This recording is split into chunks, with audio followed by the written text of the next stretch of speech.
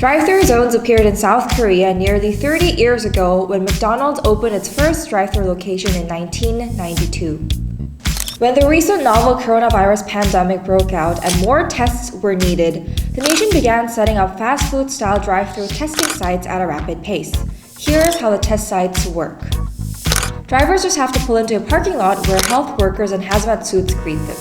Fearing the worst, they have to drive inside where nurses covered in protective gear from head to toe will first check their temperatures and then insert long swabs into their throat and place those samples inside long test tubes.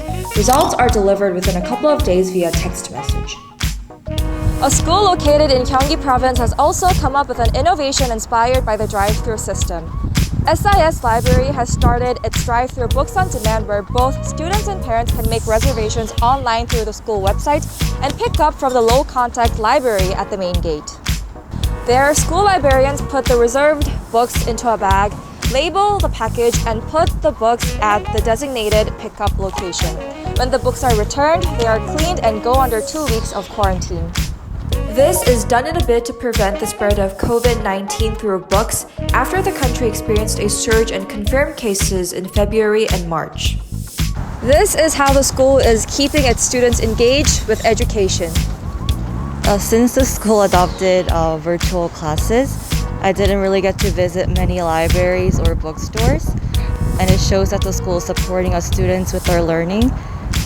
And especially these days, we have a lot of free time, so I get to spend it more productively and efficiently. So overall, I think it's a really helpful system. I was tired of staring at my screen because of e-learning all day, but now we have drive-thru. We can conveniently get the books, actually paper books, not from websites like Sora. I think this difficult times that we're going through right now, the parents, the students, and the school are engaged together in keeping up with better education, such as reading the books. For elementary or middle school, we would ask the librarian for references, and they also have preferences on the in the computer of what the students like, the different types of genres they liked. And that's what I prefer, because I prefer that students don't do online books. Here in the ES library, our primary motivation and our whole reason for being is to make sure that kids have access to great books and that they really feel a love of and joy for reading. So when it became clear that our campus would be closed for the rest of the school year, I spoke to Ms. Shuffle, our vice principal, and Mr. Art, our principal, to talk about how we could make sure students could still have access to great books. For example, we have 4 authors who have signed up to do video chats with our students. So that's very exciting. Our first author visit will be Sarah Beth Durst on Friday morning.